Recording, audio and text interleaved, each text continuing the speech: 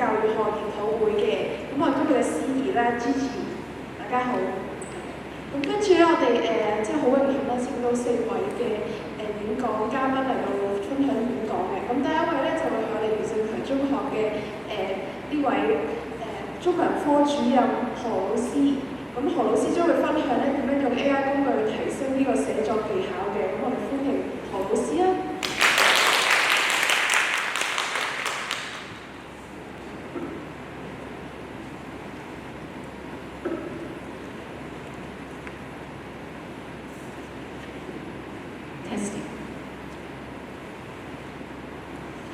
好各位教育界嘅同工，早晨啊！早晨咁我係呢一度余振強紀念中學嘅中文科科主任何潔瑩。咁就都好高興啦，可以喺今日咧同大家分享一下咧，其實喺本校啦，中文科咧點樣喺2年前我哋就初步試下運用呢一個嘅人工智能咧，去幫助學生去學習嘅咁其實喺以下落嚟嘅分享啦，咁都係我哋一啲嘅小嘗試啦咁可能有一啲可能值得大家分享討論嘅地方，咁但係都有一啲可能不足嘅咁都歡迎咧大家可能之後我哋可以再做討論嘅。咁喺2年前啦，咁我哋中國語文科咧去思考咧點樣可以用人工智能工具咧去幫學生咧去學習。咁我哋咧一開始咧就諗其實會唔會可能喺寫作上面啦，可以幫到學生嘅。咁我哋呢2年咧，即係我哋運用嘅工具咧咁就係呢啲啦。咁老師有運用嘅，即係可能整教材啦咁但係我哋都有嘗試咧試下俾學生去用啦。咁我唔知道各位同工去諗用呢個人工智能咧，通常有啲乜嘢，即係會覺得有啲咩疑慮，即係俾學生用。咁我哋中文科咧就諗係抄咯，係咪？咁不過其實以前冇人工智能咧，啲學生都識得抄嘅，即係上網咁樣打幾份100篇咁樣，咁佢就抄到㗎啦，係啦。咁所以抄襲即係講話抄咧，其實都係即係好耐以嚟，其實我哋中文科老師都要面對嘅嘢嚟嘅。咁係啊，佢即係會用，如果佢哋識用人工智能咧，佢哋會抄啦。咁所以咧，我哋去諗其實我哋點樣學生運用人工智能去幫自己學習嘅時候咧，我哋寫作上面咧就諗可唔可以都試下喺作一篇文之前咧，就俾學生咧用呢一個 AI 人工智能咧去做預習嘅咁我哋中1級咧就會係上學期就作呢8篇文啦。咁主要就係呢一個記敘抒情文嘅。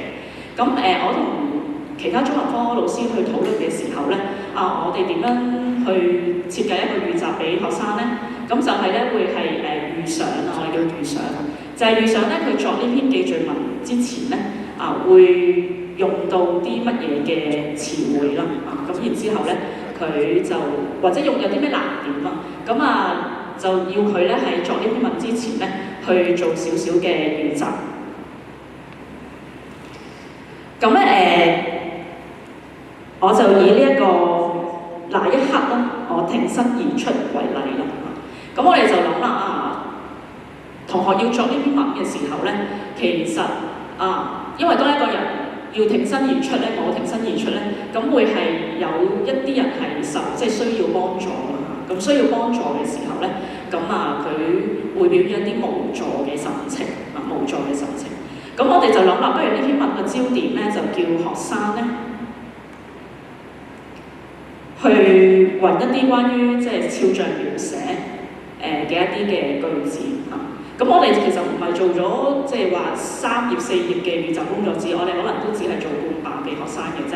咁就係咧先咧教學生咧去輸入指令嘅咁無助時咧眼睛眉毛嘴巴嘅描寫咯，咁就叫佢哋咧喺嗰個人工智能工具打咗呢個指令，跟住咧喺屋企啦做咗呢個預習先嘅咁一開始咧我哋咧都容許學生抄嘅，因為真係一開始咧諗不如我哋叫做唔係將嗰個學習時間咧淨係喺課堂裏面即係我哋去延展嗰個學時咯佢翻屋企其實攞住部電話佢就可以咧輸入個指令為佢第2日原來佢作篇文，佢自己做一啲嘅準備咁我哋先容許佢抄嘅咁抄完之後咧第2日咧老師嗰個角色係重要咯。咁我都同中文科老師都有溝通啦，就話其實我都好希望咧，老師咧喺上堂頭10分鐘咧係可以展示學生嗰個預習成果嘅。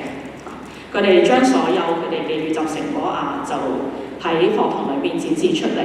咁咧老師咧佢會抽取一啲咧值得討論嘅部分啦，咁去做一啲嘅評鑑同埋比較咁呢度咧就唔係單單寫抄啦咁我希望咧透過老師嘅引導咧，可以叫同學思考一下自己揾嘅即係預習資料啦同同學嘅有啲咩分別。咁記得咧有一次咧就即係課堂咧咁就我已經呈現咗咧就呢兩位同學嗰個預習。咁好得意嘅，咁有一個同學咧，佢揾嘅時候咧 ，AI 咧生成出嚟咧講人無助咧，咁會講嘴巴輕體嘅，即係無助輕體咁樣。但係另一位同學咧 ，AI 咧話俾佢知咧就係用嘴巴下垂咁樣揾咗出嚟之後咧，咁就會問下同學啦。咁你覺得邊一個其實係更加能夠表現到一個人嘅無助啦？我都有同學講嘅。即係其實最緊要就係，即係我覺得答案冇話啱定錯咯。咁但係就係希望透過嗰個嘅討論過程裏邊，其實叫佢哋思考多啲。當一個人無助嘅時候，佢要留意多啲佢嘴部係點樣嘅喎。你覺得下垂更加呈現無助定係咧輕提咧？咁我又以咧呢一個中2級就係我哋中2級主要係寫景物描寫文同埋人物描寫文嘅。呢一篇街市所見所聞街市所見所聞。我哋嘅重點咧就係放喺多感官描寫嘅。我哋嗰時咧就叫佢有啲同學就揾 DeepSeek 嘅，咁有啲係 Copilot。揾出嚟嘅嘢咧係有唔同嘅，因為之前都有同即係可能都有同工會即係會諗咧，會唔會佢哋生成啲嘢一模一樣？因為打嘅指令相似啦，咁生成啲嘢一模一樣，咁其實又唔係嘅每個同學咧拎翻去課堂咧去分享嘅預習成果，其實都唔同嘅。當時咧課堂裏面咧就問同學啦你覺得左邊DeepSeek咧去生成出嚟嗰個聽覺描寫吸引啲定係咧右邊嗰個吸引啲嘅？左邊嗰個咧就話攤主嘅叫賣聲此起彼伏，夾雜着咧顧客嘅笑聲。咁 Copilot 咧就寫啦朵魚嘅乒乒聲同埋呢個切菜咧嘅咔嚓聲啦，混雜成背景音樂咯。當時咧學生咧大幾數就覺得呢個好啲嘅。咁當然我問佢哋啦，係咪？佢哋就話意聲詞咯。因為有話乒乒聲、咔嚓聲，好似將當時街市裏面咧嗰個嘅畫面，好似營造得更加具體但係當然有啲同學佢都話呢個好啲嘅，因為佢話有4字詞此起彼伏但係都係冇話啱唔錯嘅。但係同學喺嗰個討論裏面咧，佢就明白原來我要寫呢一個嘅多感官描寫裏面嗰個聽覺描寫咧其實可以試下即係用意聲詞亦都可以係你點樣令到嗰個描寫生動啲咧可以用多啲嘅4字詞。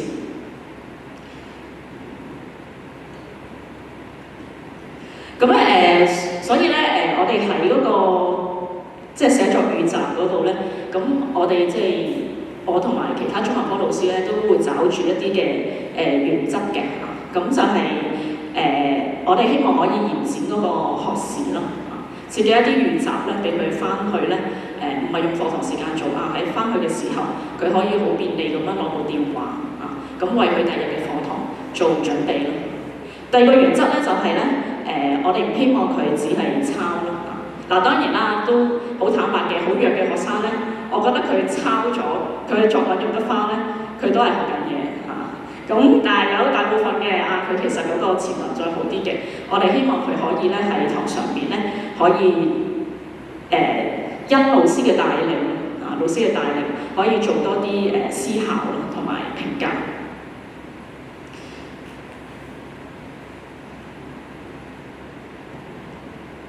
咁呢度我都稍一稍提一提咧，就係喺上年嘅下學期啦咁我哋即係啱啱上述我想分享嘅嘢都做咗1年多啲㗎啦咁我哋咧就會喺度諗啦，好似咧我哋只係教學生喺特定某一篇文呢一個題目打呢啲指令咁樣，咁我哋堂上做討論咁其實有果效嘅，咁但係我哋都有諗點樣可以令到學生即係促進佢嗰個自主學習啦咁我哋喺中二級咧就俾咗呢一個我哋叫做中文科人工智能使用字典佢哋嘅咁係咩意思咧？就係當佢哋知道佢哋要寫景物描寫任何嘅景物描寫文嘅時候佢咧寫到一半，又或者佢寫完之後，佢發覺其實原來有一啲嘅文句、某啲嘅片段咧，佢係唔滿意嘅佢好想咧，不如試下自己借助 AI 即係人工智能工具，去幫佢修飾嗰啲文句咁我哋咧就即係教佢啦如果你覺得嗰句咧你唔係好滿意咧，你可以咁樣打嘅喎請幫我修改這句話讓它更優美，咁後面打落去啦咁跟住仲可以追問喎，因為我覺得即係其中一樣嘢，個 AI 咧可貴嘅係咩咧？我希望可以教到同學追問嘅，係啦，追問係好緊要，因為追問係代表咧，你覺得 AI 生成俾你嘅嘢咧係有不足因為即係佢有不足喎，即係代表你有思考咯咁當你覺得呢句説話點樣優美咧，咁我俾佢揀嘅其實最簡單比喻咯，係咪呢個揀比喻嘅喎，生動描寫版。但係有啲同學咧，佢咧就想咧去諗要多啲詩意嘅或者佢要有一個意境深遠版嘅，佢都可以咁樣打落去咯咁就幫佢咧去修改咧佢呢篇景物描寫文裏面咧有一啲佢唔滿意嘅部分。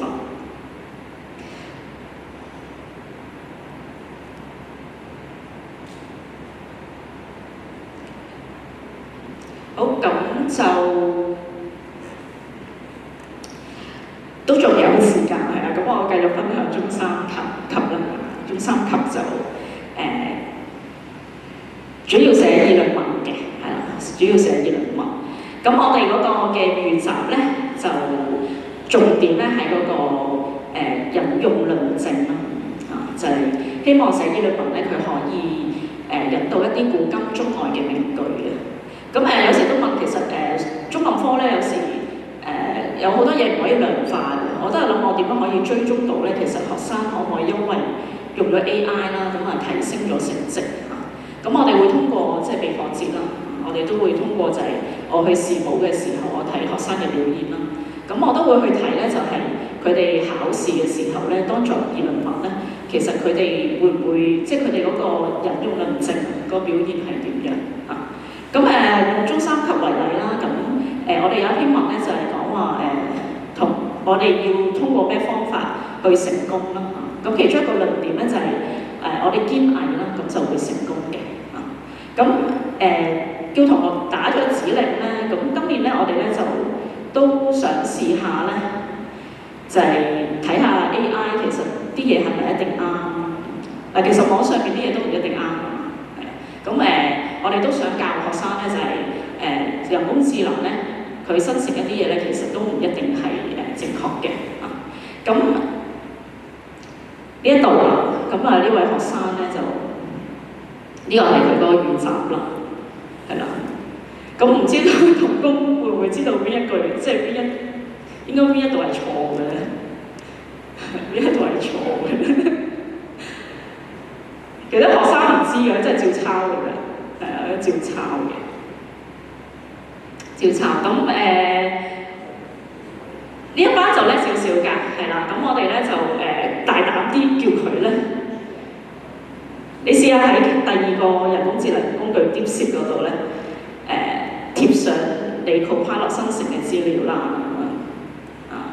咁DeepSeek 咧就話俾佢知邊啲係有錯嘅係啦。咁佢同佢講話。呢一句世上無難事，只怕有心人咧，就唔係毛澤東所講嘅。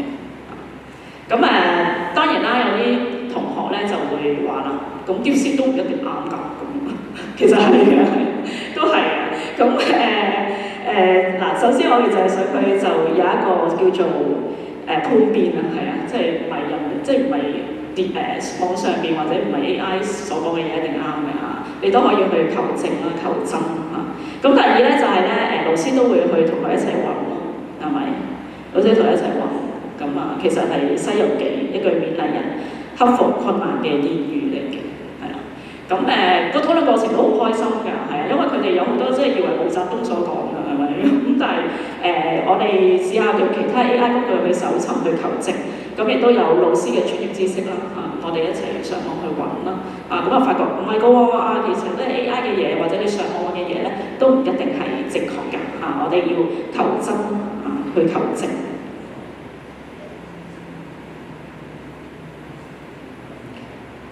咁跟住佢哋就用佢即係預習嗰個成果，佢就做嗰個議論文嘅大綱。好咁因為時間關係啦咁咧時間關係，咁我就做少少總結啦。咁其實我中5級嘅時候咧都有一個寫作課嘅，咁就係西西嘅像我一個這樣女子啦咁我哋就用呢一個嘅人工智能咧去幫學生去設計就係嗰個結局續寫係啊。咁我哋就去評價咧AI 生成嘅嘢啦咁但係因為時間關係㗎，咁呢度未必可以詳細去分享啦。咁如果各位同工有即係都有興趣嘅，咁我都好歡迎大家可能之後一齊即係再交流係。咁做少少嘅總結啦。咁其實喺我中學科裏面咧，就一開始其實都有戰戰兢兢嘅用呢個人工智能，因為都好怕咧，我話叫學生用咁樣，跟住佢又抄呢啲又抄嗰啲咁樣，跟住做完之後又唔知點咁樣，係啦。咁所以我哋咧一開始咧都係比較保守啦，咁就會係做嗰個作文預習、預想就係學生作呢篇文嘅時候，佢有啲咩難點或者佢需要用到啲咩詞彙文句咁樣。咁為咗防止佢即係只係參考思考咧，咁我哋就喺課堂裏面咧會做一個嘅討論嘅。咁所以我哋會去諗咧，其實喺中學科裏面咧，呢個人工智能咧，其實都係一個輔助老師教學啦、輔助學生學習嘅工具嚟嘅。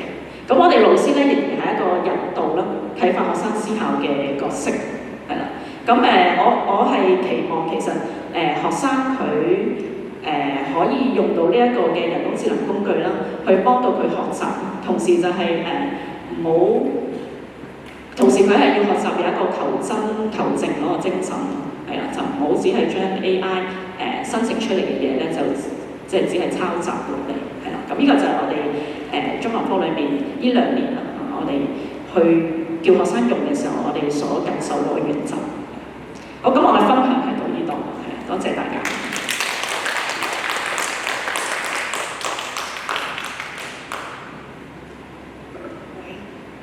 多謝何建營主任嘅分享啦。其實何主任咧呢2年咧喺教區嘅多間分享會咧都有分享過用 AI 去教中文寫作，咁我哋都好開心知道咧 AI 原來同中文係融合得咁好嘅用嚟教學。咁接下嚟咧我哋就邀請第2位嘅演講嘉賓啦。咁佢就係其實係紀念中學嘅數學科嘅科主任許象陽老師啦。我哋歡迎呢位許主任。許主任咧，佢就建立咧數學科嘅 Moodle 嘅，咁即係 Moodle 方面咧係佢嘅專業啦，係啦。咁就我哋有請許主任。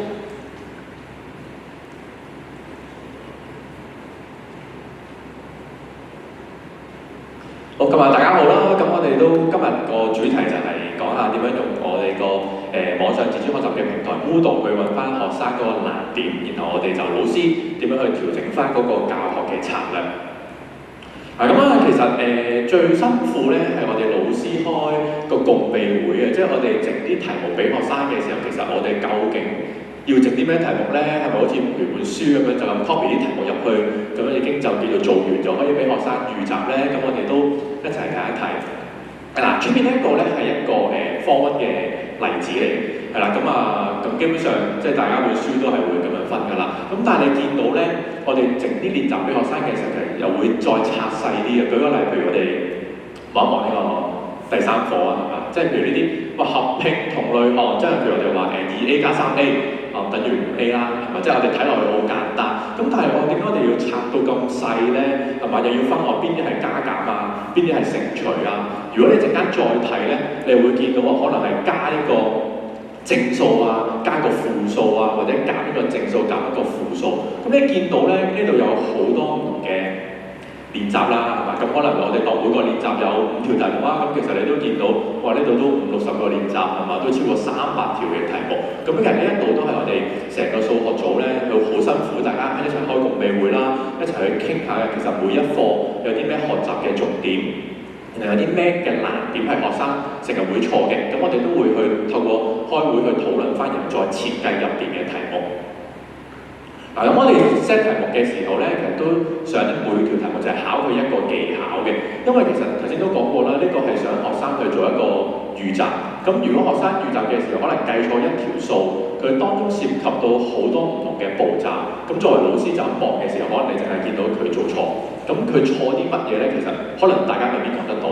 咁所以其實我哋都用咗好多時間去將咧頭先除咗課題拆細之外咧，條問題都要拆細嘅。因為如果你拆得唔細嘅話，學生答錯咧，你唔知佢錯啲咩。咁舉個例啦，譬如你見到右邊小數運算，咁你俾啲小數題目，你唔見書，其實佢可能1嚟10條咁，其實可能冇乜特別分類嘅，佢只係亂咁出咗10條。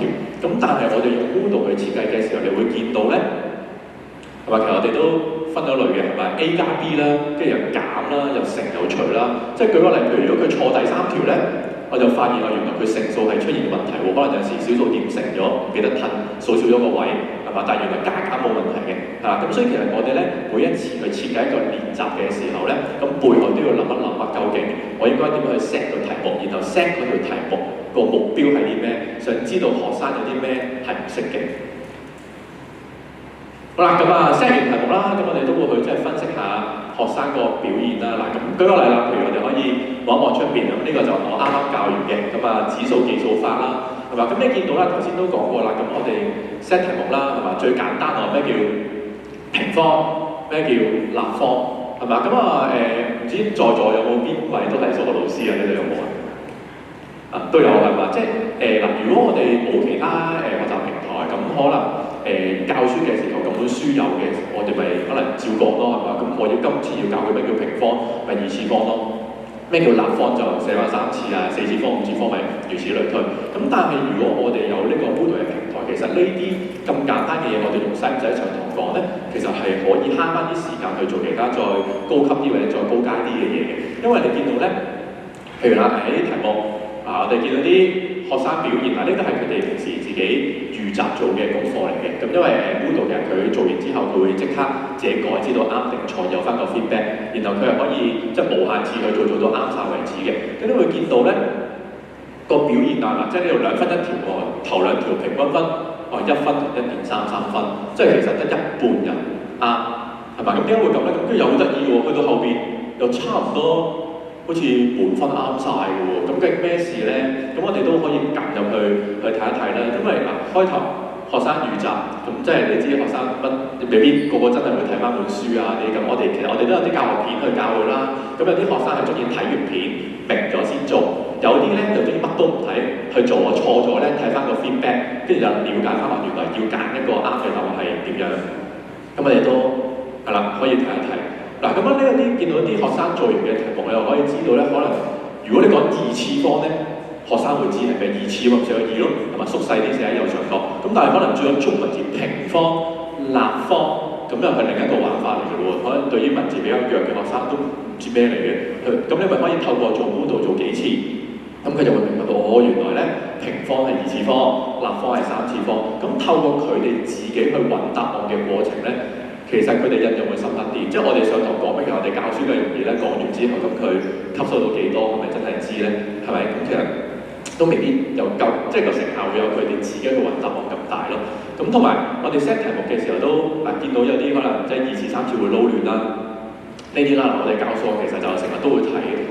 譬如2B 嘅立方係嘛？即係如果佢揀呢個咧就大鑊嘅係嘛？我哋教數係成個嘅3次方係嘛？咁佢唔括咧咁就錯㗎啦，係嘛？咁所以呢啲其實學生做錯咗嘅嘢咧，我哋就可以即係透過 Moodle 咁去睇到佢上法嘅錯誤，然後上堂咧就照劇翻幅圖咯，攞出嚟講咯，係嘛？因為呢啲其實係學生嗰個學習成果嚟㗎嘛，咁佢哋自己做完咧，咁佢哋再睇翻又印象深刻啲啦。同埋我哋啲學生都好中意成日睇到啲同學做嘢，即係佢見到人哋錯嘅又好開心啊，睇下碌上去睇下邊個做啦，係咪？跟住又大家又可能會參與個討論啊，究竟點解佢咁樣揀係錯啊咁樣。咁所以其實變咗咧咁樣做嘅時候咧，對於學生去學習一個新嘅知識咧，咁亦都係一個好好嘅經歷嚟嘅。係啦，咁變咗嗱書有啦，係嘛？我哋自己啲校本教材都有啦。咁嗱頭先即係我哋主要話點樣調整個教學策略啊嘛。咁以往其實我哋有啲咩內容就應該要順住教啦。咁但係譬如頭先睇一個 Moodle，你見到我哋啲學生錯啲乜嘢，有啲咩要提，後邊嗰啲 N 次方又 OK 嘅話，咁變咗其實有時上堂我哋要做嘅就係根據翻佢哋嘅表現，好簡單提一提翻平方係2次，立方係3次，咁佢啲 N 次方其他 OK 嘅話，咁我哋咪唔需要再嘥時間，好似跟住本書咁佢有咩例題我哋又講一次，有咩練習做一次，咁我哋中間就可以慳翻啲時間，而且亦都可以針對住佢哋錯嘅位咧，去再攞多少時間去講。嗱咁第二個例子啦，咁見到今次有啲唔同喎，嗱前面表現 OK 嘅，係咪啊？咁點解去到最尾嗰條得翻0.56，即係得翻1/4啱咧？咁我哋又可以咧撳入去睇嘅，因為其實我哋咧設計完個題目咧，咁我哋有陣時就會睇翻佢哋做完個表現嘅。咁如果你見前面可能大部分都 OK 嘅話咧，咁其實我哋就可以放輕少少時間。咁你見到啦，最尾點解突然間跌咗落去咧？咁我哋就開翻個第5條。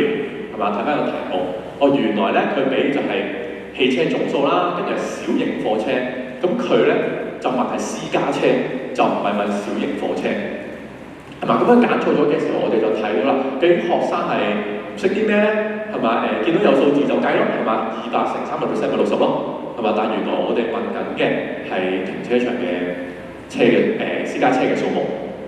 係嘛？咁所以我哋就可以咧透過 Moodle 去分析到原來佢哋可能睇題目唔仔細啦，或者有啲學生好驚中文字㗎嘛，同埋有數字就自己加減乘除去做，係嘛？咁我哋就點樣可以睇翻，即係透過佢呢個結果去做翻個跟進啊？咁我哋咪整翻個小測啦，因為其實我哋學校咧有陣時都keep 住咁樣做㗎啦，或者學生做完預習咁，佢預習完。咁我哋點知佢係咪真係識咧？其實我哋上堂會有啲5分鐘嘅小測，去即時測翻佢，因為一測驗咧就知道佢係咪真係佢做，佢係咪真係掌握到個知識。因為其實頭先都有提過咧，功課可以抄啦，係嘛？而家有 AI 啦，佢影一影，咁咪有答案啦，係咪？再勁啲，我哋個 browser 撳一撳佢幫我做，咁佢都自動啱晒㗎啦，係嘛？咁所以我哋都會有翻個小測去跟進翻咧，咁啊知道佢係咪真係識。咁同埋我哋知道頭先我哋見到個例子啊嘛，其實學生咧。就冇睇清嗰條題目，就一嚟就計。咁我哋去跟進嘅時候點樣跟進咧？我哋咪將條題目斬碎翻先嗱。咁佢俾小型貨車，我就叫你計小型貨車先咯。嗱，咁再跨埋俾佢，咁啊提醒佢原來我哋做呢啲題目咧，要睇清楚我哋要計啲咩。咁跟住你再去下一條啦。今次咧一樣嘅，不過問翻私家車啦。咁佢咪掌握到原來咧，我哋做呢啲題目嘅時候要睇清楚，究竟佢問我哋啲咩啦？究竟要計嘅係計啲咩啦？咁所以我哋就知道原來佢哋咧對於文字題可能係冇睇清楚呢啲題目嘅。我哋針對住呢樣嘢咧，就調整翻個教學策略啦，就整翻個小測去跟進翻佢呢個問題，再教翻佢應該有啲咩重點要去留意去睇翻。咁之後咧就再做翻就其實就 OK 㗎啦。咁樣咁再有一個例子啦，譬如 M1 啦，係嘛？咁如果你有教 M1、M2 嘅同事，咁其實都知啲堂數就唔夠嘅。如果我哋每一樣嘢都由頭去講一次，其實根本就冇時間。咁所以你會見到我哋都將可能開同一啲簡單嘅課題咧，其實我哋有晒片嘅啦，咁啊叫佢自己預習去睇去做，係嘛？咁見到話其實呢度9條啦，係嘛？即係有陣時我哋未必唔條10條咁靚嘅，咁啊去做下咯。咁你又見到我前面嗰啲其實大部分都啱晒嘅話，咁都唔使上堂又再教一次啦。我哋睇翻譬如頭3條。階層嚟嘅，即係咁頭 factorial 咁，如果佢 OK 嘅，咁上堂都唔使特別講啦，係嘛？全班都差唔多啱晒，係咪？咁去到後邊啦，後邊啦有啲又唔係全部啱晒，但係又錯啲嘅，咁可能我哋咪撳入去睇下，究竟係啲咩咯？係咪啦？即係頭先我哋講啦，我 set 題目頭2條係階層，跟住之後 combination 啦，跟住就個 summation 嘅 notation，咁佢哋新學㗎嘛，同埋即係可能佢哋唔知咩嚟嘅，咁我哋就開翻嚟睇，原來對於啲學生嚟睇咧。比較弱嘅係嘛？即係可能去到後邊，我真係要代個數字入去嘅時候就未必識。咁變咗我哋想，因為呢啲未教㗎嘛，佢哋做預習，咁我哋上堂去教嘅時候，咪可以集中講一個後邊個 summation。原來佢哋咧即係唔知道啲 I 啊頭尾個數係啲咩啊，真係代數字入去咧，又要點樣計 ？OK， 咁所以我哋就係 set 咗個 quiz 之後咧，就可以幫到我哋去辨別學生有啲乜嘢識，有啲咩唔識，邊啲係我哋上堂要用多啲時間去講解去做示範咯。咁頭先都有講過嘅，都係學生有陣時都即係可能會抄下功課啊，又或者唔做功課，咁佢唔做咧，我哋就冇嘢分析到噶嘛，係嘛？咁所以其實咧，我哋去設計個課堂啊、啲筆記啊、小測咧，大家真係要諗一諗去做完嘅對佢有咩幫助？即係啲學生有陣時點解抄功課咧？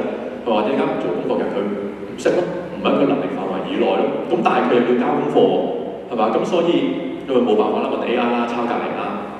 咁但係如果當初設計嘅時候，可能去諗一諗嘅，你點樣去互相配合翻？原來 Moodle 做完嘅嘢又同個測驗又有關係，係嘛？原來最終係同 DSE 又有關係，同我哋學校測考有關係嘅話咧，咁佢哋明白到原來每一樣嘢都幫緊佢咧，咁佢哋就會做㗎啦。咁我哋測驗都配合翻。咁所以呢一度就大致上就係我分享啦。咁後邊有啲學生心聲嘅，咁都我哋都之前都有問過學生意見，都有出咗一本自主學習嘅成果集。咁呢啲就係部分學生心聲咁樣咯。咁所以今日分享主要嚟到呢度啦。好。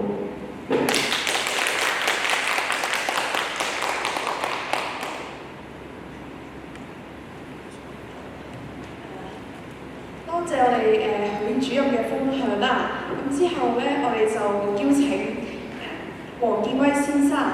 咁佢咧就係A 圖嘅主席啦，同時都係英華書院嘅資訊科技統籌嘅。咁佢就將會為我哋分享香港學界嘅 AI 發展同埋前瞻。咁我哋分享呢個黃主任啦，唔該。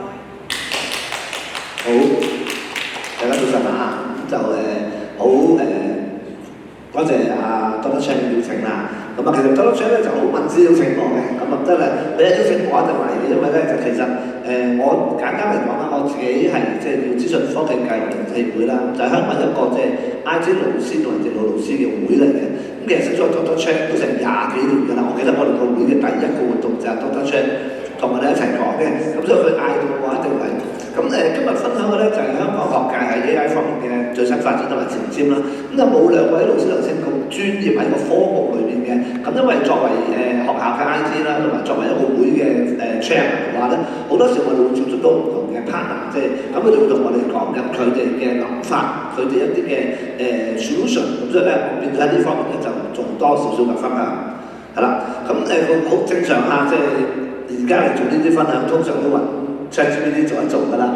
咁呢個咧就係即係我今朝之後，所以今日係啱嘅，因為通常好忙嘅呢個 PowerPoint 我今朝先做嘅，凌晨嘅時候做嘅。今朝我就問咗佢，就係根據 Doctor Chan 俾我嗰個嘅資料，要我做嘅講題。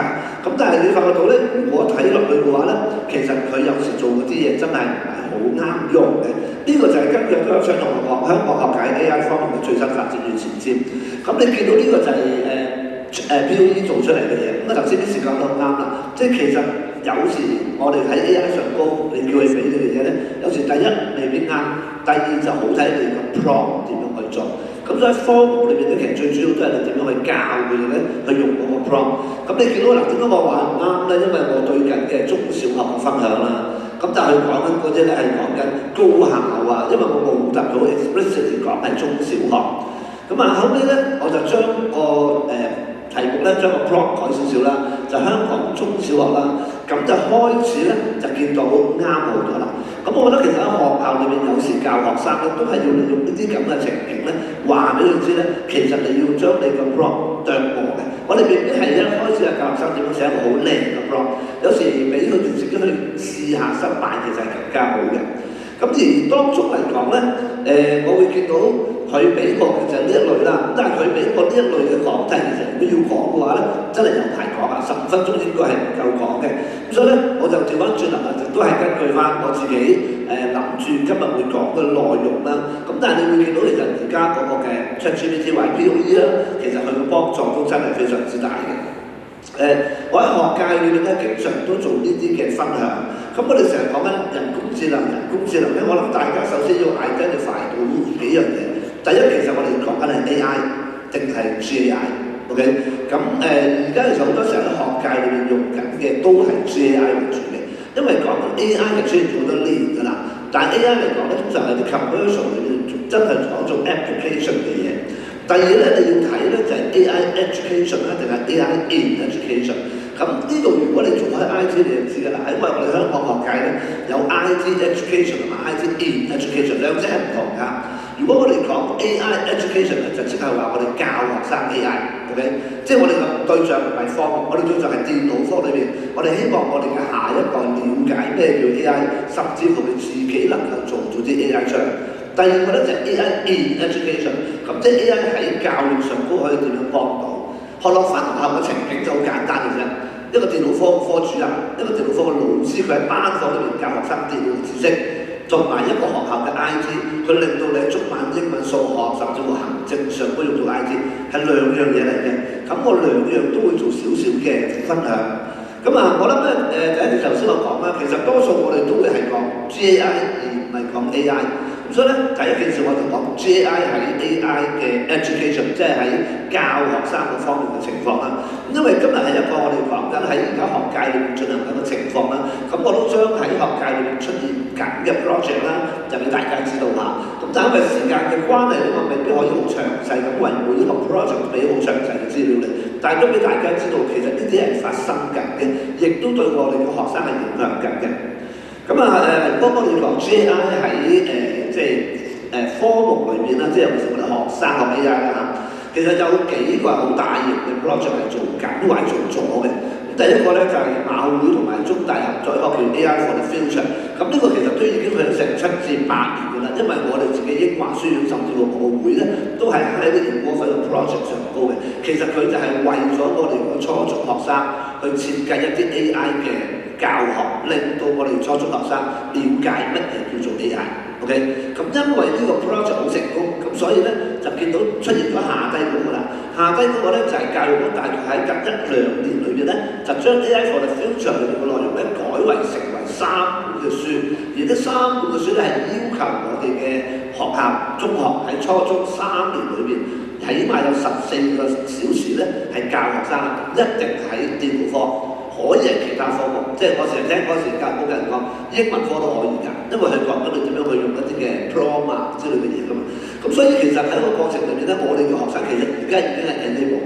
咁我諗喺作為老師嚟講咧，唔係淨係單止知道原來我哋學生玩嘢好叻啊，其實佢哋而家本身已經有啲 knowledge 咧係 understand 嘅嘛。而當中最主要咧，其中就係教學生個 ethics 嗰個嘅素養同埋嗰個嘅即係倫理嗰方面嘅嘢。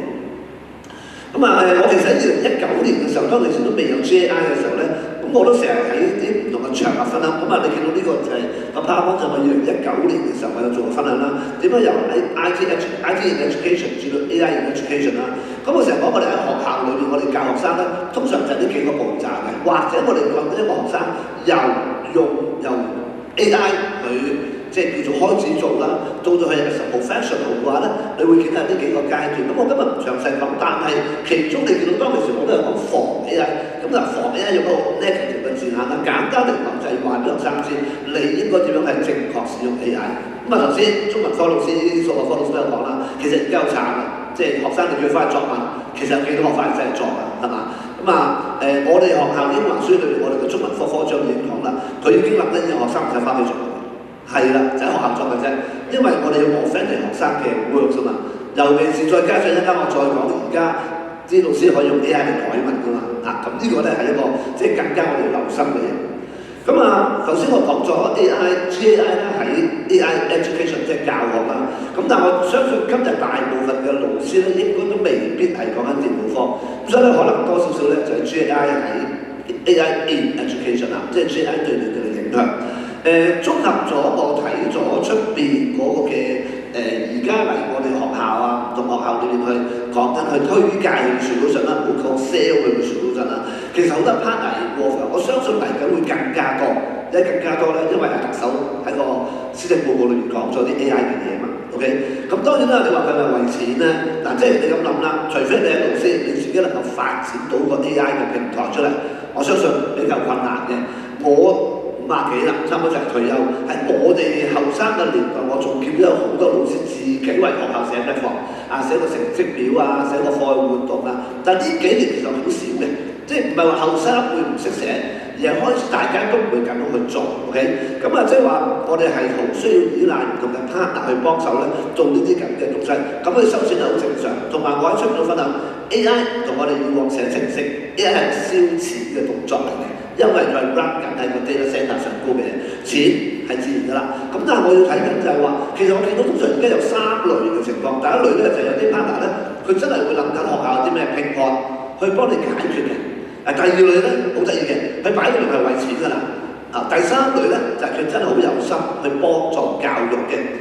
咁啊，既然係一個嘅分析啦，咁所以咧我都希望大家將來如果一啲 partner 嚟揾你嘅時候咧，你都大概知道其實佢個目的係乜嘢。我哋做呢個位咧，學校手上 IT 咧，我哋通常第一件事睇你係咩先。你嚟到諗住用咗我嚿錢嘅話咧，我就唔會睬你嘅。OK， 但係實際上呢個學界裏面好多喎，我真係見過，譬如話好多年前啦，試過一個叫 SAMG， 政府俾20萬，有個 partner 嚟 sell 學校，好煩啊！你叫我使20萬，算啦，我俾晒你，你幫我諗啦。咁嗰啲 partner 好開心啦，佢轉頭就賺咗唔知第一桶金㗎啦。但係個問題其實幫唔幫到學校咧？幫唔到。我見過好多學校嗰嚿錢買一紮嘢翻嚟，冇人用，抌低咗幾年。咁其實政府俾嚿錢，你真係想你做好啲嘢，但係實際上你只係做咗件事咁解嘅啫 ，report 寫咗，但實際上用唔到。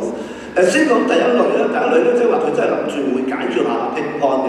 咁而家通常我見到有3類嘅。第一類咧就係即係中英文啊，即係我出嚟分我係教中英文嘅，但係我好聽到有一句嘢啦，前世殺咗人，今世教語文啊，啱唔啱？係啦，因為咧即係做教語文好慘嘅，帶冇翻去改都好慘嘅。不過 AI 嘅出現咧，幫助到好多啦。咁尤其是而家聽説讀寫上高咧，其實 AI 係幫到好多。但係我都成日講啦，就頭先我見到啲成點頭啦，真係你要考慮下學生又用 AI， 你又用 AI 點樣去處理咧 ？OK， 如果唔係將來世界就變咗學生喺屋企用 AI 作文，你翻到學校用 AI 嚟改文，咁即係其實你同個學生都唔使參與嘅，其實 AI 對 AI 嘅。咁呢個都係老師需要反思嘅。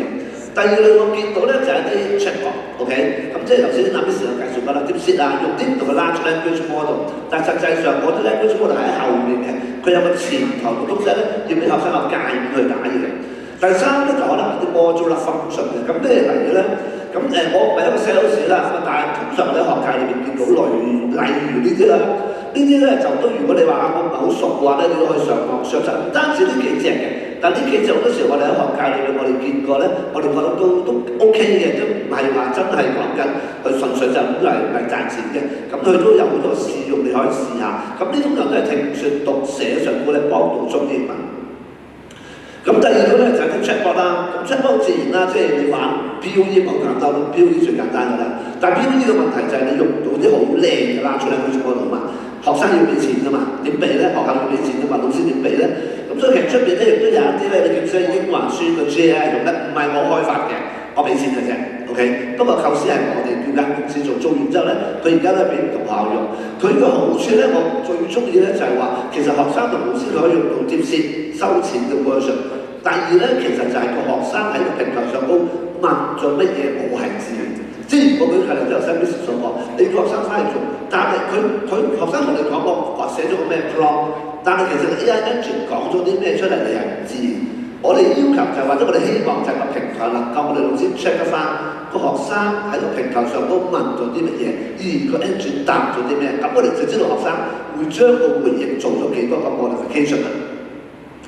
咁而另外啲 modular function 啦，即係好似舉個例子，譬如 Magic School 咁啦，worksheet generator 啊 ，lesson plan 啊，甚至乎你對住 YouTube 可以叫佢問10條問題啊，呢啲全部好多嘅。咁呢啲係好慳咗老師，唔需要打咁多 prompt， 佢就已經幫你處理到㗎啦。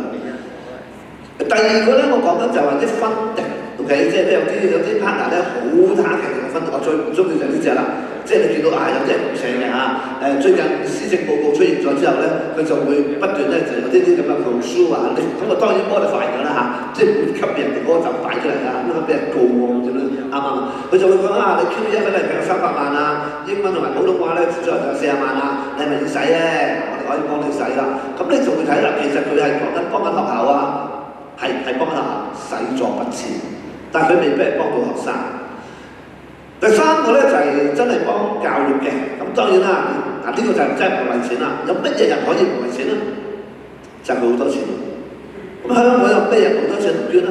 就係馬會啦。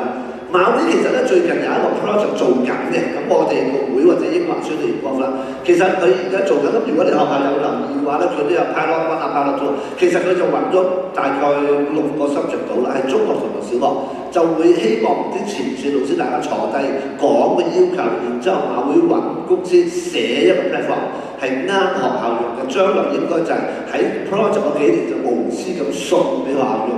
project 完咗之後，咁都要營運緊，馬會唔再俾錢咧，就可能等個 project 自己再用一啲嘅收錢嘅方法營運。咁呢啲如果你有興趣知嘅話咧，你都可以聯絡翻我哋啦。佢個 project 裏面你參與嗰個嘅 pilot 1、pilot 2就已經完成咗㗎，即係而家已經有學校 on the list 㗎啦。咁但係如果你想知多啲或者將來多啲 update 嘅話咧，咁都可以留意下嘅。咁至於個前瞻啦，仲有大概2分鐘到啦，我講一講個前瞻啦。其實咧，如果你睇施政報告咧，講好多嘅，尤其是數字教育。當中咧就講頭先雖然話講錢好衰但係你見到政府咧就真係擺咗錢落去嘅，喺一個增教基金裏邊咧擺咗成20億落去，佢個篇幅都唔細嘅，講嚟講去都係講 AI 嘅 ，OK？ 咁亦都好老實講，其實如果我睇翻嘅係 AI 裏面係生物識 AI 咧，通常講緊能夠幫到學生學習、老師教咧，就係呢幾樣嘢。其中有一樣嘢就係我哋所講，我教書咁多年都好想做，但係好難做嘅 personalization。OK， 即係我諗頭先做老師嘅輔導，其實都係做到 personalization， 但係你要做呢個玩鬼腳嘅動作係非常之難搞嘅。OK， 大家都係咁實做到嘅，我自己做啦。不過你永遠都冇時間做，香港教育工作量實在太辛苦啦。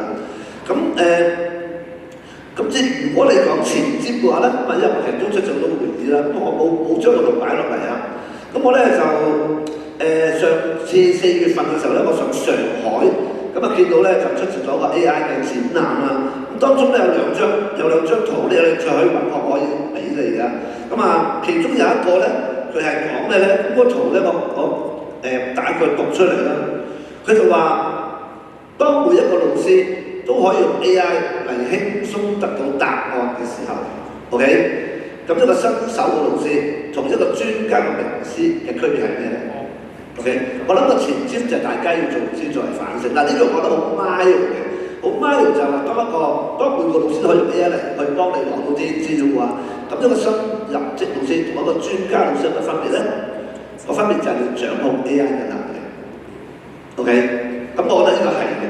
第二個咧，我都係講得好 harsh 嘅。佢問學校同老師係咪最終存唔存在咧？咁簡單嚟講，佢嘅答案就係：咁教師你憑乜嘢唔會被取代先？即係我覺得呢個係好值得大家去反思。作為教師，當 AI 嘅年代出現咗，你見到 AI 咁 powerful啦，你憑乜嘢你唔會被 AI 取代咧？你諗得到你就唔會被取代。如果你用翻以前嗰類教書話咧，好明顯你一定會被取代。咁所以我覺得前瞻上高咧就係呢樣嘢啦。咁最後咧就係頭先你就見到啦，我喺呢度講嘅施政報告有好多嘅呢扎嘢。咁如果大家熟政府嘅話咧，施政報告已經講咗呢句嘢，特首講完之後冇後面嘅嘢嘅，後面嘅嘢係呢嗰扎而家喺度攆緊嘅。咁我都係被諮詢嘅其中嘅一個。咁所以如果大家喺呢方面有任何嘅意見想提出嘅話咧，係可以向我講。我有機會嘅時候，我會向翻適當嘅官員或者政府部門咧做個反應，以便佢哋以我所知，佢哋而家都未證實啲嘢，但係嚟緊可能就會證實啦。咁作為老師嘅一份子，大家係需要發聲嘅，好嘛？咁我將個時間交翻俾司儀，唔該晒。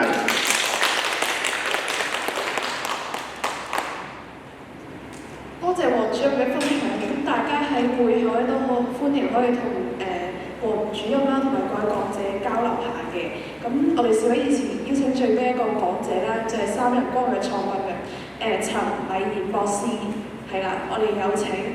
佢將會為我哋分享咧打風不停課校校內無縫使用的電子教學方案。我有請陳博士。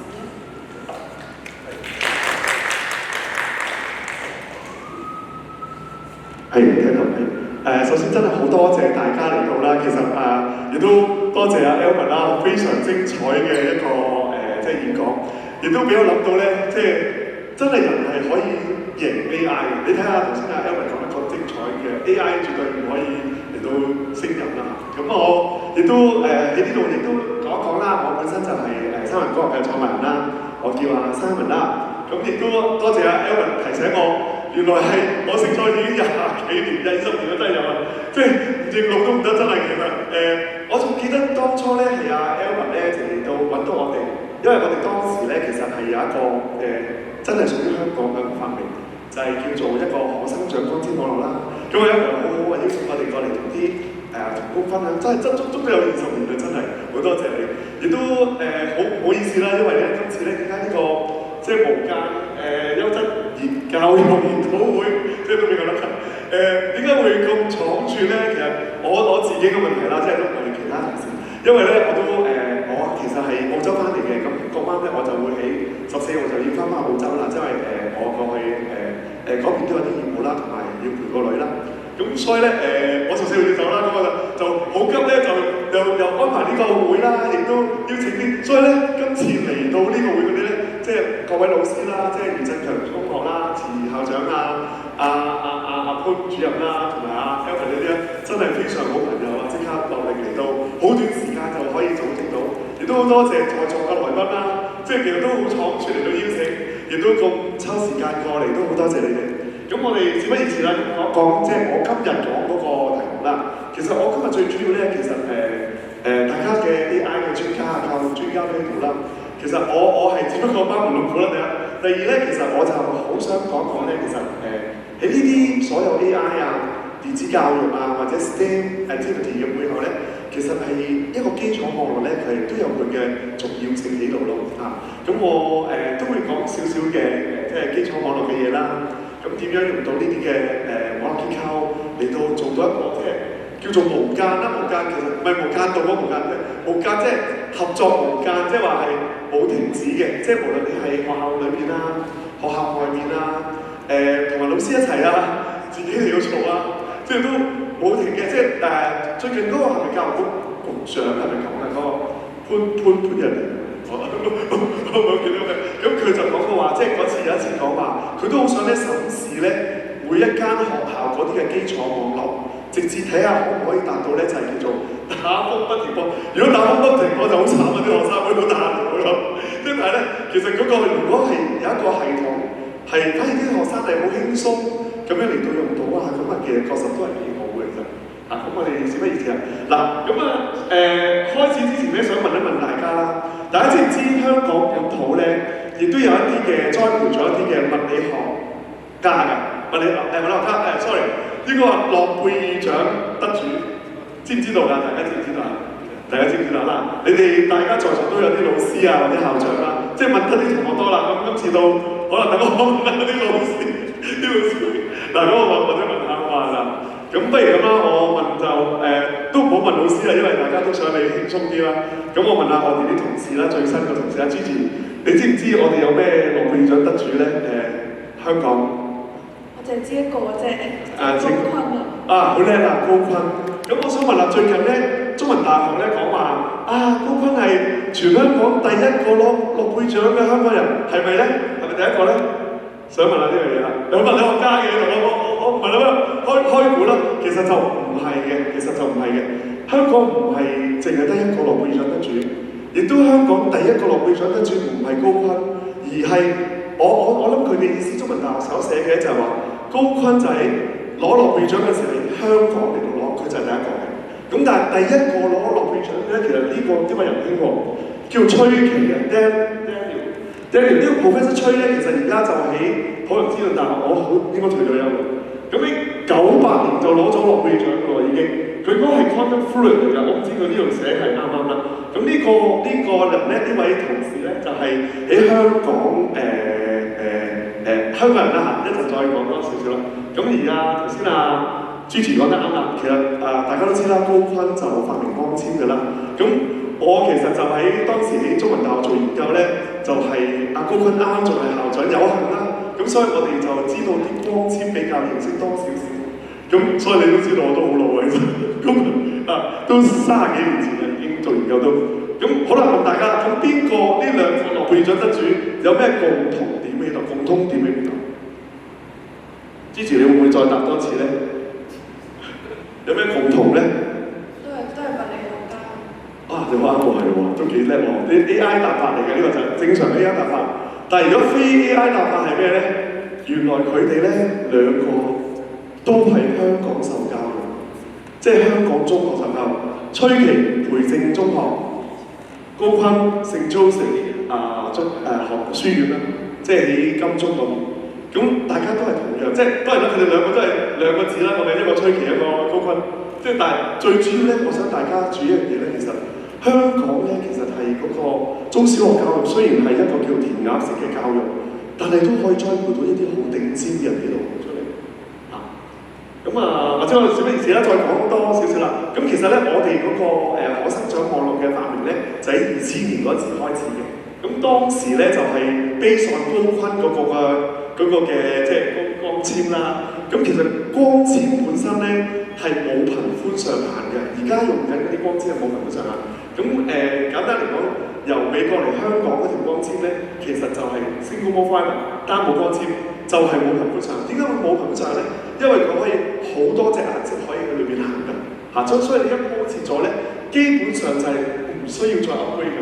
咁所以咧，我就建基於呢個基礎裏邊咧，我哋就有一個即係簡單嘅發明啦，就係話即係用呢個可生長性光纖本身係無限頻寬嘅性質咧，我哋就用咗嚟到咧做一個網絡。嗰個網絡咧叫做可生長。可生長嘅意思即係咩咧？即係話咧，好似人嘅身體血管咁樣，你 BB 仔到長大，你個血管係其實增加咗個流量嘅喎，但係就唔需要再做手術嚟到再重新再建啦，再 upgrade。但係而家普遍香港就或者學校嘅為例啦，即係好多時候咧 upgrade 咗個網絡之後咧，好短時間就要再 upgrade 啦。但係如果真正嘅今日就分享技術嘅啫即係如果真正嘅即係可生長網絡咧，其實就係你一鋪設咗之後咧，基本上就唔使再鋪個線嘅。即係其實對學校嚟講咧係一個首先就係即係好即係你話喺嗰個經濟利益上即係好抵啦！即係你一鋪設咗就唔使再鋪過，唔使再嘥時間，唔使再停 service。咁其實呢一個好嘅嘢嚟嘅。咁第一咧就係佢個網絡本身呢個 bandwidth 可以不斷提升。第二咧就係本身個網絡咧，佢例如話有好多學校原來都係咁嘅，有時咧會有多啲嘅資源咧，就可以起多個新型。或者將個房變咗兩個房，或者係增加咗一啲地方啦。咁其實個網絡咧需要有一個特性咧，就係如果喺學校裏面咧，係需要係有一個可擴充性嘅，即係增加個新型嘅，即係話多咗10個網點咁樣咁先算啦。咁即係需要有呢樣有咁嘅特色咯。咁我哋嗰個專利技術咧，就其實就係即係我相信唔好講專利技術啦，講翻個技術啦，即係就可以有個新型就係喺頻寬同埋喺嗰個規模上咧，都係可以不斷擴充。當然啦，當中咧其實唔係我哋嘅功勞啦，係即係好多諾貝爾獎得主嚟話高錕呢個 Max Planck 咧就係量子力學嘅專家啦。Einstein 都有份 contribute， 因為 Einstein 嘅理論咧就係對於我哋你淨係光纖係做唔到網絡㗎。其實光纖之餘咧，你仲要有個光源有個 source 嘅。咁做 data，個 data 嘅 source 咧，其實就係一條 laser 嚟嘅。咁 laser 咧就唔係話呢個 laser pointer 咁樣，都係嘅呢個 laser pointer。其實 laser pointer 咧，裏面嗰粒芯片啊，即係好似一隻塞籃咁細嘅咧，咁就可以發光嘅。咁我哋都係應用到嗰啲技術咧，就擺咗落去個光纖網絡裏邊啦。咁就係，亦都我哋有一個好特別咧，就係好似 rainbow 咁啦，我哋就可以喺一條光纖裏邊咧，就好多隻顏色可以加到落去咯。以至學校可以不斷嚟到使用，都唔需要再重鋪個網絡啦。咁當然呢好多講啦，又有高錕好多 Dreammaker 都係佢開始啦。然之後呢啲咧其實就係都係中文大學啲教授嚟嘅。其中一個就係我師傅啦，呢個曾敏琪中間個嗰陣，佢而家係faculty dean 嚟嘅，即係嗰個院長嚟嘅。即係工程係，如果你哋有興趣啲 STEM 活動咧，佢都好開心會可以過嚟同你哋講解下啲光纖技術嘅嚇。咁其實事不宜遲講多少少啦，我都好似都未入正題。咁其實咧嗱，呢個圖咧就係有一位教師同工俾我嘅，就係2002年嘅一個圖嚟嘅。呢個咧就係其實2002年到而家咧，大部分學校都係咁嘅一個基礎結構嘅。咁係咩咧？你會見到咧有 call 書啦，中間有個 call 書啦，雙反房有個即係主要嘅交換機啦。咁呢個咧就係連接 broadband 同 join broadband 嘅信號咧，就分佈俾全就叫做 call 書上。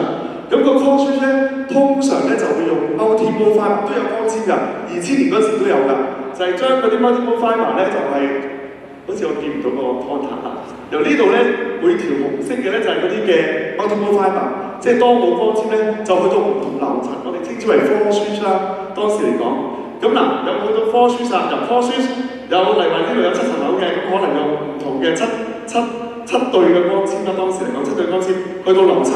再喺樓層可能呢個電製房啊，或者一啲殘廁啊咁啦，咁然之後咧再鋪翻啲 Cat 6出嚟，通常 Cat 5嘅，如果2002年嗰時，鋪翻 Cat 5，咁去到每個班房咁嘅。咁而家嗰個就將個 4 switch 變咗做 PoE 啦，咁然之後就駁翻去 WiFi 咁樣啦，係嘛？咁呢個就係正常一路以嚟嘅一個叫傳統網絡，呢個都 OK 嘅，沿用到2002年都 OK 嘅，但係至到2005年開始有啲困難啦，因為咧2005年就係原來人類知道咧2005年開始有 YouTube 啊，原來人類發現咧可以用網絡嚟到傳遞一個視頻嘅，咁傳遞視頻都知道啦，個數據要多啲啦，個流量要高啲啦，咁所以咧就發現咧原來呢個咁嘅結構咧，當係多人用一個咁高流量嘅嘢嗰時咧，就會有一個唔穩定性喺度喎，呢個就係嗰個叫傳統網絡嘅情況啦。咁我哋可生長光纖網絡係咩咧？就係咁嘅嘢啦嚇。咁咧其實就係點咧？好簡單啦，我哋都係有雙反房嗰度，但係唔係叫做 call switch， 叫做 optical central unit。嗱呢個好大分別嘅 OCU， 因為咧你個網絡不斷提升頻寬咧，就係靠呢嚿嘢嚟到增加嘅 capacity。同埋有一個好大嘅特別咧，就係我哋中間咧就係由頭到尾冇中間嘅 switch 㗎。唔使有交換機，睇下咪冇㗎，全部咧就由雙反房咧，所有1對1叫 point to point， 將條光纖咧就鋪到去每個課室嘅某一個地方。咁如果用single mode一定係 single mode 嘅，唔可以用 multi-mode。第一要緊咧就一定要係 single mode fiber， 冇 multi-mode fiber， 因為 single mode 先冇頻寬上限嘅 ，multi-mode 咧就有頻寬上限 ，multi-mode 就係10G頻寬上限 ，single mode 咧就係 terabit， 即係1000個 G 㗎頻寬上，冇頻寬上基本上冇。咁就一路入到尾中間唔好有任何交換機，唔使手拖手，直接去到每個課室嘅 ONU 啊 ，ONU 即係 Optical Network Unit， 就將光變翻做電。呢個 ONU 咧可以插 WiFi， 可以插翻你嘅電腦，可以插電子踏板各方面嘅。咁呢個就係呢個簡單嘅基礎結構啦，即係嗰個叫可生長網絡啦。咁呢個咧就係一個簡單嘅圖啦，即係一個視圖，就係一間學校啦。咁呢間學校就唔係唔強嚟嘅，某間學校係喺香港嘅。咁咧佢呢間學校咧已經係去到每個課室就10G嘅，10G獨享10G就唔係分頻寬嘅。咁而佢嘅最後個結果咧10G之後咧，佢出嚟咧就可以駁到 WiFi 6啊、WiFi 7咁啦。咁呢個就係佢簡單一個嘅bandwidth 啦。咁最大特色咧就係佢嗰個 bandwidth 咧上下行都係 symmetric 㗎。其實喺呢個互聯網嘅年代，喺呢個 AI 同埋 STEM 嘅年代咧，雙向要同步係好啲咯。即係有啲通常坊間嘅 traditional 嘅技術咧，就係下行就好多嘅，上行就好少嘅。但係呢個就好 symmetric 嘅，同埋嗰個你見到 ping 嗰個位有個2字喺度嘛，2 millisecond， 呢個2 millisecond 係一個 magic number 嚟嘅。將來如果你個網絡每一個位可以做到咁咧，咁就好啦，就會點咧？你就可以用呢個網絡咧嚟到做到好多 STEM 嘅經驗。例如話，你可以用佢嚟控制機械人、控制航拍機、控制一啲實時嘅視頻啦，即係佢個 latency 低啦，延遲好低啦。咁其實咧，我哋稱之為咧呢個網絡結構咧，稱之為 passive optical network。嗱，我哋都有幸啦，我哋呢個嘅少少嘅發明咧。連暫時美國都未有，其實原來咧香港係有全世界除咗高分發明啲人之外啦，其實我哋香港咧嘅學界咧係已經有一啲咁先進嘅一啲網絡喺香港。大概而家有70幾間到啦，70幾間學校係有咁嘅基礎結構啦。咁嗱，當年係用 OCU 嗰個情況啦，一陣會如果有時間講多啲 OCU 咯。咁每個課室就有 OMU 嘅嚇，咁樣有一個 Optical Learning Unit。咁如果有時間咧，就大家可以一陣可能同我哋啲同事我哋好似冇帶到 OMU， 但係呢間學校咧，其實廖振強咧都裝咗呢個超級網絡㗎，每個課室都有呢個嘅。佢哋隨時咧，其實呢間學校最大特色咧，啲老師咧用 iPad 嚟到上堂，就唔使有即係唔使用台頭電腦嘅，冇線嘅，好乾淨嘅。咁如果有時間，我唔知一陣潘主任可唔可以有時間帶佢哋參觀啦。咁其實咧，佢有呢個特色好好喎，因為最近有一間港島區嘅名校啦，即係我自己母校啦，即係我唔係名校，我唔係名校，即係某間名校啦。咁就發生咗一件事咧，就係咧啲學生咧唔知點解可以 hack 咗入去一個老師嘅嗰個 module 裏邊，即係老師嘅一個改分系統嗰度。即係好似改咗佢嘅分數咁啦，類似咁樣曳到咁啦。你話哇個學生咁叻嘅，咁聰明未睇佢，即係應該請佢喎，應該唔好鬧佢喎。係嘅，咁啊有聰明，但係唔係好聰明。原來咧係最後發生咩事咧？話我都知道其實唔關個學校嗰個 IT 嗰啲 staff 嘅，唔關事嘅事。原來咩事咧？原來個老師咧log in 咗，然之後唔記得 log out 走咗出去，咁個曳仔咧就走過嚟。老師你改喎，快啲改咗！佢梗係改個分數嗰個，梗唔係改自己啦。佢想即係執人食死貓啊！喂，改嗰個同學咧就話：你改嘅，其實唔係佢嘅，即係佢兩陣時就好曳嗰啲仔。咁原來咧咁樣改，佢咁樣嚟到呢個係一個低端錯誤嚟嘅。我唔係即係個老師係少少大意啫，其實唔關嗰啲網絡危險嘅。但係咧，余振強就可以勉強咗呢樣嘢啦，因為余振強都冇台頭電腦嘅。佢由頭到尾都係老師揸個 iPad， 咁如果要做到呢個揸個 iPad 都可以隨時做到，同埋每時每刻係啲同學都可以 log in 到，咁嗰個基礎網絡咧就係好重要啦。咁其實咧，余振強佢哋咧，佢係用咗可生長光纖網絡咧，就可以做到全面做到 BYOD 咯。咁呢個咧其實某港島區有一間學校咧，佢哋都同我講分享翻有一次，佢話其實我哋呢啲光纖網絡好重要。我話點解啊？佢話我哋每秒鐘每分鐘咧都要有1000部 device 一齊上網啊！我話點解要咁犀利啊？佢話而家咧，佢話佢哋咁㗎，佢哋上堂咧就係一個老師問問題，以前一個老師問問題，一個同學答或者唔答到㗎嘛。但係而家唔係喎，一個老師問問題，佢就個同學咧就用個 iPad 答問題，答咗之後就可以記晒喺裏邊嗰個 Moodle system 裏邊，咁就所以可以咧之後就 feedback 翻俾啲學生話：喂，你邊方面要改？好似頭先助老師啊同埋中學生，即係可以俾翻啲 feedback 俾啲學生啦，好準確咁樣做。所以呢個係幾有意思。咁另外呢個就係我哋點樣裝啦，呢個唔多講啦，其實咁其實咧呢個就係一個簡單 OCU 其實包含嘅嘢咯。其實唔單止一個 switch 㗎，記住咧OCU 最緊要咧，其實就係要有一個咧就係 core switch， 嗰叫一定係 layer 3嘅，一定要 layer 3嘅。好多坊間咧而家我用嗰個 layer 2就算嘅，可以嘅。因為 layer 2會 drop packet 㗎 ，drop packet 嘅意思咧，當你好多人切入個網絡 OS， 好多人1000人用緊個網絡嗰時咧，就會有啲人會唔穩定會 drop 咗，會用唔到㗎啦。所以咧呢個 L3 係非常之重要㗎。咁呢個 L3 啦，第一要緊啦，第二要緊咧要有個 optical panel 啦 ，TOAU 啦。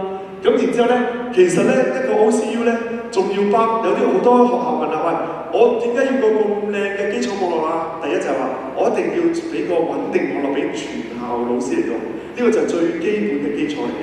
全校老師、全校師生大概可能3000部device，但係同一時間 log in 都冇問題嘅。咁呢個就係最基本嘅一個要求。咁同埋咧，有啲個 OCU 咧裏面其實可以插就係 internal server 嘅。可以插自己嘅 server，余振強呢度都有自己嘅 Moodle 啦，有自己嘅 Windows server 啦，即係好似 YouTube 咁啦。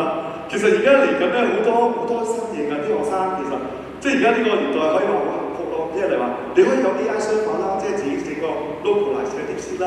正如頭先Alvin 講啦，即係你可以即係揾一啲人按住學校嘅需要揾創辦會啦，或者整翻自己 server 可以擺翻落去自己嗰度。其實因為咧擺喺自己度個好處咧就係個 privacy 啊。即係你好多嘢唔會俾外邊泄露咗，亦都咧個 security 非常之穩定，亦都係可以個頻寬好高嘅。即係你自己嘅 server 咧，你唔使話依靠個1 G 嘅 broadband 啊嘛，你可以自己整10 G、100 G 或者係而家香港咧已經有100 G 嘅 server 啦，有啲學校已經係咁亦都擺個 NGFW 即係花窩啦，同埋包括一個互聯網嗰個基礎嚟啦咁呢個就係一個簡單嘅嗱，而家嚟緊咧就有一個我哋呢個 Global Level 咧，就係一個最高嘅國際標準，就係由呢個 Econ 嚟到頒呢個 standard 咯，咁我哋睇下先，今日話都比較，我都講唔詳細啦，係啦，我都知道，咁簡單講少少啦，咁我哋即係有70幾個 Super Level 啦喺香港，咁最大嘅光纖網絡咧就係有340個光網點嘅，世界上喺呢度講緊。340個光網點，咁佢係用緊1.4個 terabit 嘅，1400個 Gigabit/s， 即係佢唔係淨係依賴自己個互聯網，佢依賴埋學校裏邊嗰啲嘅server嘅。咁亦都咧，其實咧呢個 Global Level 咧呢個技術咧，其實裝好咗之後，唔單止係一個網絡嚟嘅，佢仲可以係一個 data center 嚟嘅，自己有自己嘅 data center， 做埋 HA 咁樣嘅嘢嚟嘅。咁呢個咧，你見到咧就係一間學校嘅商法房啦。你見到黃色嗰啲線咧就係激光纖啦，冇乜 case 嘅已經。咁其實佢本身好似一個 data center 咁嘅啦，已經係。咁亦都有幸啦，呢啲做咗超級網絡嘅學校咧，咁嗰70間裏邊咧，有5間咧就係世界上嘅頭100位嘅 IB School。聖多蓋咧就係全世界第2啦。另外就係有咩賽記有係嘛？賽記有啊。咁係啦，幾間啦，多講啦嚇。咁呢間咧，呢個咧就係以前嘅校長，係啦，余振強前校長係阿楊學海校長啦，而家就係阿遲校長啦。咁楊學海校長咧就成日貼報紙㗎，當然阿 A 土Elvin 更加有名啦。咁佢就話咧，其實佢哋咧就係有話做 e-learning 咧就做到全校嘅老師，所以你哋好叻嘅，其實呢個老師做 e-learning，所以有幸咧。都可能邀請你過去其他世界嚟到分享俾其他國家知道，哇！原來 Moodle 可以用到咁多科目嘅喎，咁其實佢哋都好想睇。特別中文咧，其實我喺澳洲生活啦，其實澳洲都好重視中文嘅。佢揀 second language 咧，可以係中文，可以係法文，咁中文都好多人讀㗎，其實。所以你哋呢個系統咧都好重要咯，即係用咗呢個 Moodle 或者 AI 加咗落去。咁佢哋有一個自己有個 YouTube 嘅，自己有個 YouTube 就有15000個 video 係教學嘅 video 嚟喎。咁如果你同阿楊校長熟或者同校長熟咧，可以攞晒佢啲 video 嚟到擺落去。其實個商法都係幾千蚊嘅啫，即係一個商法。如果做咗呢啲嘢，咁而家更加咧，即係香港咧，澳洲咧就係話佢 ban 晒16歲以下嘅人咧，就唔可以用嗰啲 social media 嘅即係包括Facebook 嗰啲嘅TikTok 特別 TikTok 啦，咁就10歲人。但係咧，如果你間學校有呢個嘅網絡咧，其實你哋自己整個 TikTok 嗰啲學生自己拍揼上去咯，好似阿余振強咁咯。余振強係 YouTube 嘅啫嘛，但係你哋未整 TikTok 即係手機版啫嘛，其實係佢呢度就通常就可以好多同一時間可以 login 好多學生啦。咁其實有個特色咧，就係呢隻嘅可生長網絡咧，同坊間嘅光纖有個最大分別咧，其實佢用到一隻好特別嘅光纖，係可以屈曲嘅，可以 banding 嘅呢個就最大嘅特色。咁當然啦，而又可以用到好多STEM 嗰啲嘅機械咁嘅嘢啦咁係啦，都或者其實最重要都係呢樣嘅啫，大家即係你見到啲學生嘅笑容，即係呢度係其中一間學校咧，就即係全校可以6000部 device 上網嗰個。佢哋咧就佢啲學生咧係好暢通無阻應用啦，無論係 AI 一啲嘅 STEM 一啲嘅 e-learning 咁。呢個就係全部咗喺馬鞍山嘅嗰一個就學間係啦，特別即係呢個有個 server 咁樣就睇先咗。Multiple service 啦，即係你同一個 OMU 咧可以插 IPCam 電子白板哇！呢個我就唔知道咧，阿潘主任，你哋呢個幾大嘅呢個 screen 係唔知道啦。佢哋呢度都應該有個10 G 光點㗎，好似係，咁就可以俾到呢個 video 視頻咁高咯。佢哋呢個潘主任啦，佢哋就冇線㗎啦，咁堂嗰度。咁亦都可以做校園電視台啦，做咗之後呢個就係我哋好多年前咧，我講多少少就算啦。好多年前咧就係2011年嗰時咧，我哋喺一間做咗光纖嘅學校咧，就插咗個802.11n 制式嘅 WiFi， 好舊㗎啦 ，n 制式。咁當時咧就嗰個楊校長咧，另外楊校長咧就揾咗42個學生，小學生嚟到做臨記，42個學生開晒42部 notebook， 即係嗰陣時你都我記得，即係冇 iPad 嗰陣時有 iPad 嘅。咁當時其實點解做呢個實驗咧？就好想知道咧一個 WiFi 可以同一時間最多幾多人可以 login 到。當時 N 制式嘅啫喎，咁當時我哋發現都有43部係得嘅。呢個經驗嚟嘅呢個，後尾咧就將呢個資料咧，楊校長將呢個資料咧就俾咗阿佘曼，即係當時嘅教育局，我唔知係咪做住 IT 嗰個頭啦。咁俾咗佢喎，咁佢就先有 WiFi 100嗰個 spec， 然之後有 WiFi 900。但係咧，我唔知咩原因咧，佢就寫咗話全校40個上網。其實呢個唔係標準嚟嘅，因為全校40個，即係你41個就唔得，咁唔得嘅喎，其實。你冇可能限制邊啲同學用e-learning或者上網㗎嘛，所以咧其實我哋當時嘅意思就話，如果有光點嘅一個 AP 就可以40個，如果你有40個班房都係有光纖嘅話咧，就40乘40嘅應該係咁而可生長光纖網絡就可以做到呢樣嘢咯咁呢個就係一個條件啦都唔多㗎，其實最近我哋都上咗去 Unitree 咧睇啲機械。咁其實我哋呢個網絡咧就可以做一啲即係遙控嚟到控制啲機人啦、實時控制啦。咁其實可以當中控制機人咧學到 AI 同埋好多啲 robotic 嘅資料咁嘅嘢咯。咁而家呢啲 AI 好多啲咧係一個比較新嘅方向。咁我講到呢度啦，我今日係啦，唔該晒各位。多謝陳博士專業嘅分享啦。咁之後咧，我哋就係Q&A 時間。想問各位參加者有冇任何嘅問題想問講者咧？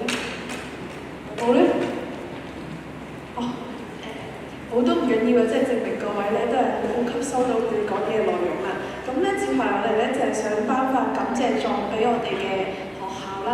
咁所以我而家邀請三人工學嘅總監何小姐出嚟為我哋嘅頒獎啦。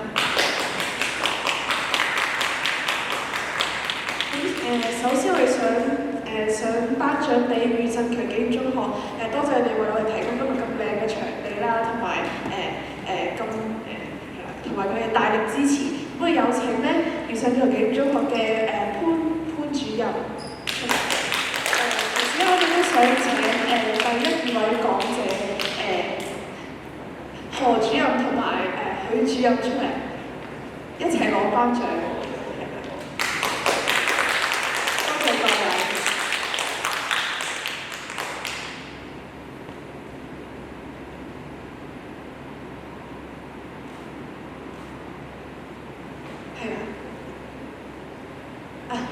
請何主任同埋許主任留步啊！你哋兩位都會有一個獎座嘅，係啦，可以單獨攞獎。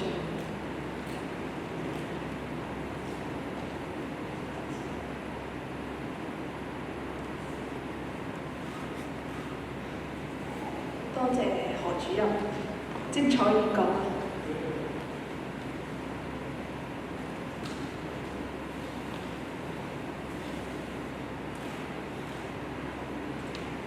多謝許主任，同時咧我都邀請邀請陳博士頒俾A 組嘅主席黃建威先生黃主任。我非常之感謝咧A 組同埋學校對你嘅大力支持，先令到今日嘅 event 咁成功嘅。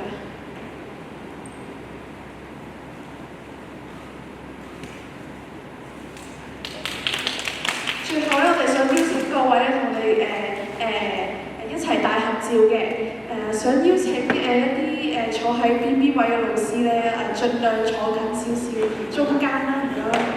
跟住我哋應該係喺台前面呢個位置咧去影落嚟嘅，有請小老師。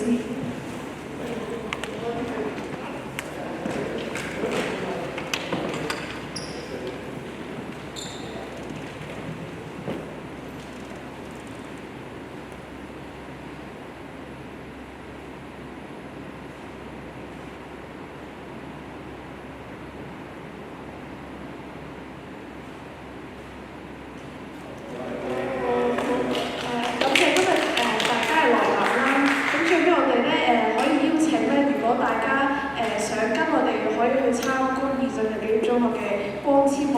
師嘅，係啦。如果大家想留低嘅話，就可以跟住我哋嘅，跟住我哋